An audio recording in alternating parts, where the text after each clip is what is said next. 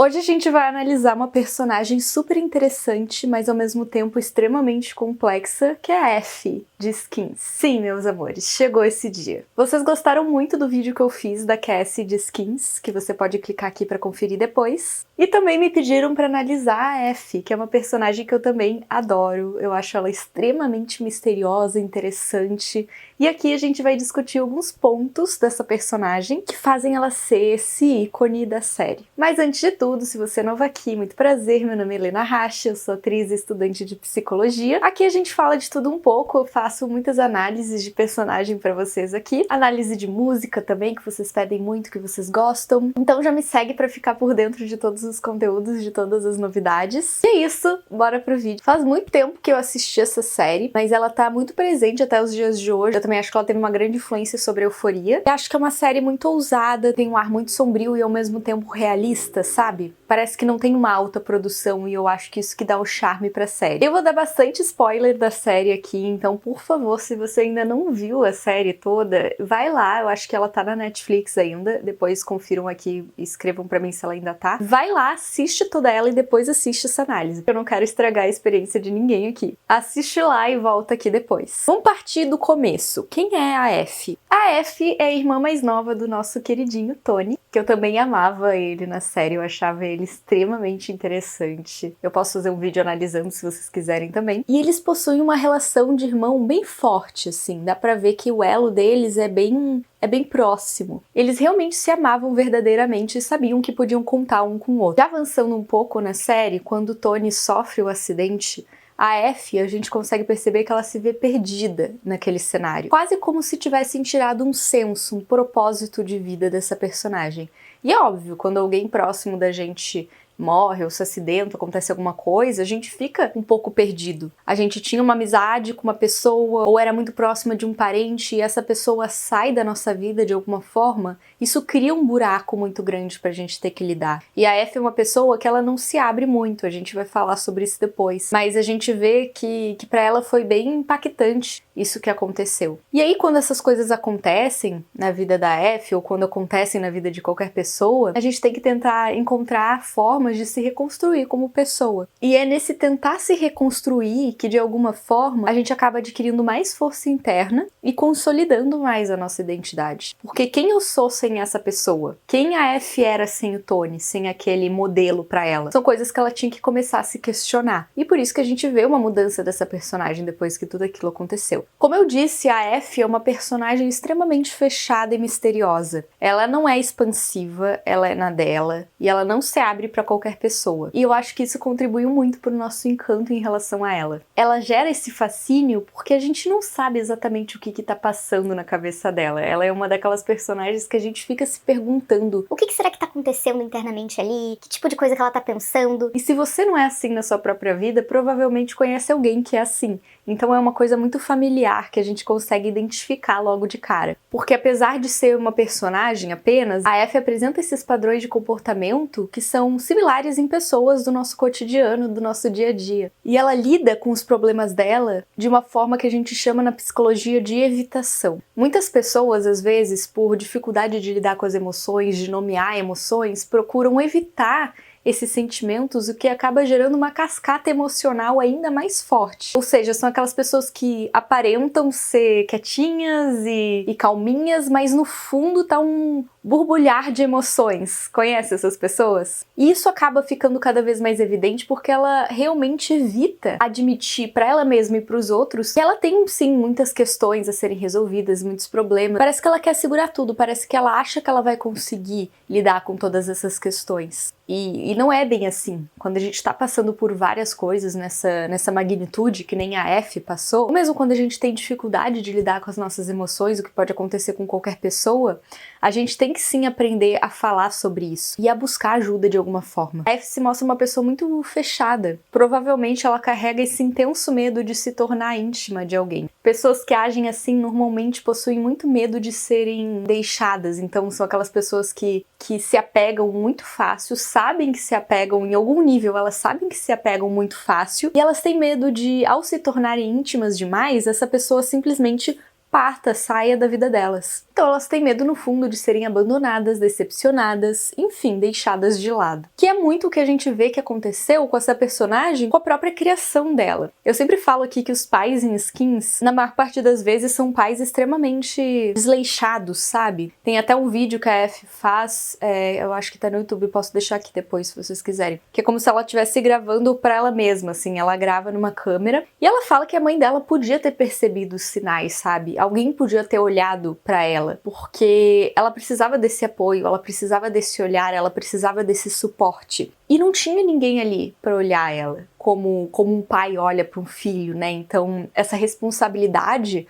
a gente vê que não existe muito nos pais de Skins. Praticamente todos eles, a gente não vê um pai realmente presente, responsável, sabe? Um porto seguro pro filho. Isso pode ter contribuído muito pro declínio psicológico dessa personagem. Inclusive, não é surpresa pra ninguém que a F sofre com muitos transtornos psicológicos. Ela tem o que chamaram de depressão psicótica, que é um quadro depressivo que também apresenta a dissociação da realidade. E a gente consegue enxergar direitinho como isso afeta a personagem ao longo dos episódios. Como eu já falei pra vocês, eu sou estudante de psicologia e a gente estuda muito esses casos de pessoas que sofrem com depressão, distúrbios de ansiedade, síndrome do pânico, enfim. E nesse sentido eu posso dizer que a Kaia Scodelario, espero que eu esteja pronunciando corretamente, estava perfeita na sua interpretação porque ela realmente conseguiu dar vida pra essa personagem, realmente ficou muito verossímil, ficou muito parecido com a realidade do que a gente enxerga desses pacientes. Isso é bem difícil de fazer em forma de interpretação. Outra coisa que eu acho super legal dessa série foi o que eu falei pra vocês anteriormente sobre aquelas cenas não vistas que eles deixaram, acho que no YouTube. Pode ser um dos episódios complementares, enfim. Eu acho legal porque vai da pessoa, do interesse da pessoa em se aprofundar nessa história. Então eu fui lá, procurei e achei, porque eu ia fazer essa análise pra vocês. E como eu disse pra vocês, ela fala nessas cenas que ela mesma grava que podiam ter prestado atenção mais nela. E de fato, a depressão, a gente entende a causa dela como multifatorial, ou seja, não é só uma coisa que desencadeia, mas sim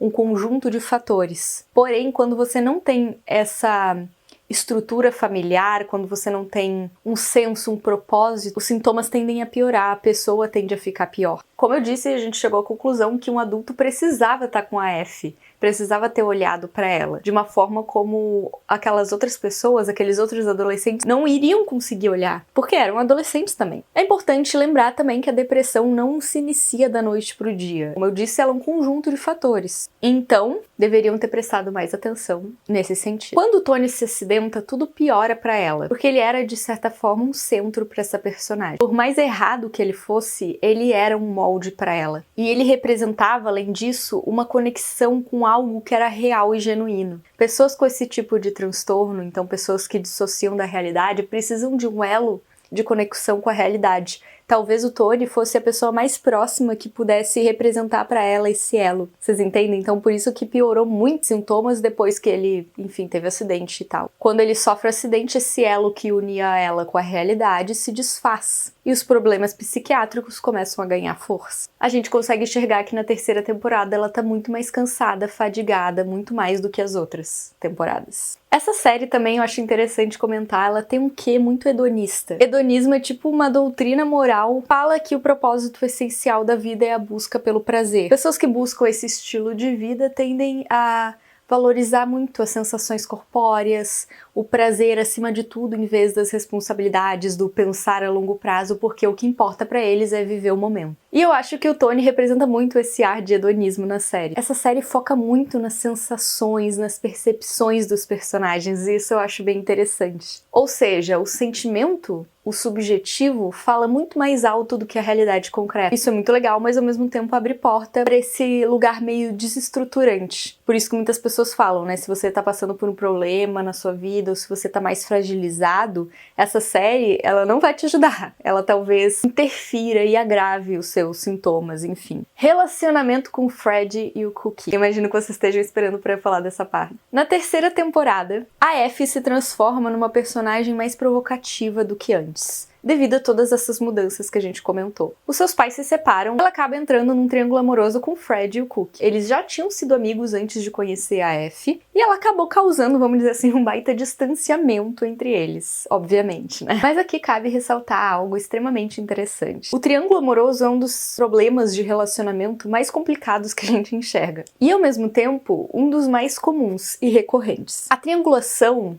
ela nem sempre é colocada em prática. Pode ser, por exemplo, que você esteja casado ou namorando uma pessoa, mas existe uma outra pessoa nos seus pensamentos, ou no do seu namorado, enfim. Existe uma outra pessoa que você alimenta sentimentos platônicos a respeito. Em outras palavras, em algumas relações, por algum motivo, existe a necessidade de se adentrar um terceiro elemento na relação, o que formaria, no caso, o triângulo. É claro que existem diferentes motivações que culminam no triângulo amoroso por todas as partes envolvidas, porém, normalmente essas motivações costumam estar atreladas à carência, controle e poder. Uma boa explicação para isso é, por exemplo, pessoas que costumam se alimentar do drama e da dificuldade nas relações. Quando elas se veem em relacionamentos monogâmicos muito constantes, elas sentem que precisam de um drama a mais para tornar a vida delas mais interessante. Digamos que um relacionamento monogâmico, aos olhos dessas pessoas, não tem essa adrenalina que elas estavam acostumadas. Então é muito comum a gente enxergar isso também. Essa necessidade de se criar um sofrimento a mais para ter algo pelo qual lutar na sua vida, no campo amoroso, enfim. No caso, a gente fala que essas pessoas são viciadas em sentir a dor, em sentir a tristeza do relacionamento. Então elas têm essa necessidade de viver alguma coisa proibida, sentir fortes emoções, cultivar fantasias inconscientes para tentar sanar essa necessidade delas. A Effie, por mais que ela sempre fique pedindo desculpas e falando que ela errou, a gente consegue perceber como telespectador que ela sempre se coloca nessas situações. Ela sempre busca isso de uma forma ou de outra. Eu não tô falando que ela é a culpada pelas circunstâncias da vida dela, mas vocês conseguem perceber que é sempre uma dinâmica de sofrimento? É muito difícil ela sair disso. Por mais que ela tivesse outras escolhas, ela permanece ali, escolhendo errar muitas vezes. Ela permanece ali naquela dinâmica de sofrimento, de tristeza. Eu sempre falo aqui, a gente é movido na nossa vida por padrões inconscientes, ou seja, padrões que a gente não tem consciência que a gente está repetindo. Então isso faz com que a gente recorra nos mesmos erros de sempre, porque a gente não consegue olhar de fora e perceber que aquilo é uma repetição. E além disso, a gente não sabe de onde vem essa necessidade da gente ficar repetindo esses padrões. A Effie tem muito disso. A gente sabe que a Effie é mais apaixonada pelo Fred, entre os dois, né? Porém, olha que interessante. Ela não consegue se entregar pra ele, ou ela tem muita dificuldade de se entregar pra ele, porque ela sabe que ele representa o amor mais genuíno, mais verdadeiro. De certa forma, a gente poderia dizer que ela tem um medo muito grande do real, do concreto. E por isso ela precisa fugir da realidade para conseguir manter essa fantasia inconsciente na cabeça dela. Tá entendendo como tudo se fecha? Às vezes você tem comportamentos diferentes em diferentes áreas da vida, mas eles representam algo muito parecido. A Effie tem essa questão da fuga da realidade. Talvez essa necessidade que ela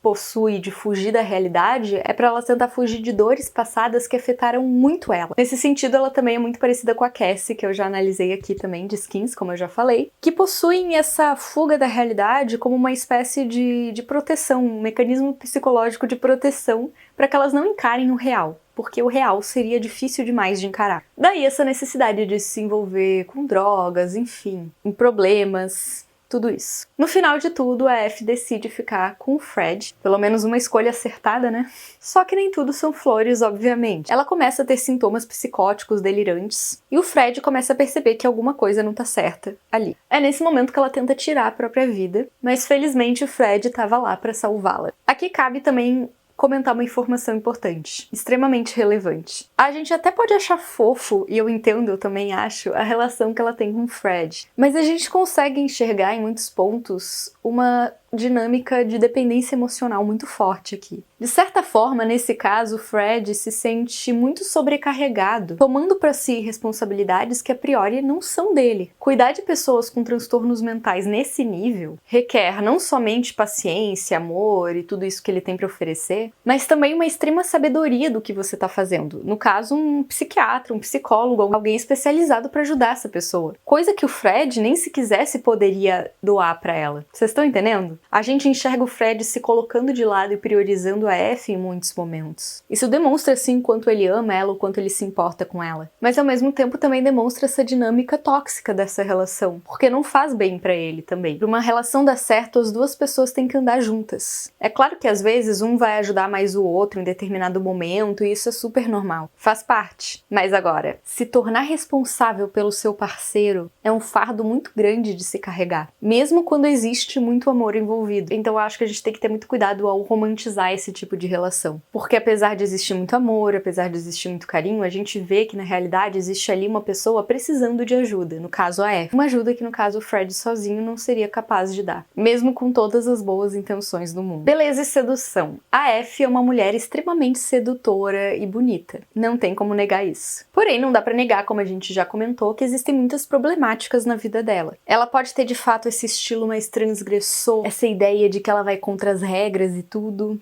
o que é muito interessante. Mas ao mesmo tempo a gente tem que ter muito cuidado para se espelhar nela, porque isso carrega por trás, como eu disse, muitos problemas de vida, enfim. O que eu tô querendo dizer é que a gente tem que ter muito cuidado de querer seguir e ser como a Effie, porque na realidade ela se encontra numa condição extremamente triste e solitária. Essa é a verdade. E realmente, como eu disse, é uma personagem muito fácil de se identificar. Ela junta vários dilemas numa pessoa só, numa personagem só. E eu acho ela extremamente interessante pra gente enxergar ela desse ponto de vista mais simbólico, sombrio, misterioso. Mas muito cuidado ao se espelhar nela, porque também tem essa outra parte sombria que eu acho que ninguém desejaria pra vida. Bom, é isso. Eu espero que você tenha gostado da análise. Se você não se inscreveu ainda, se inscreva no canal. Curta, compartilhe, envie esse vídeo para amigos que você acha que podem gostar também do vídeo. E é isso, um beijo para vocês. Até a próxima!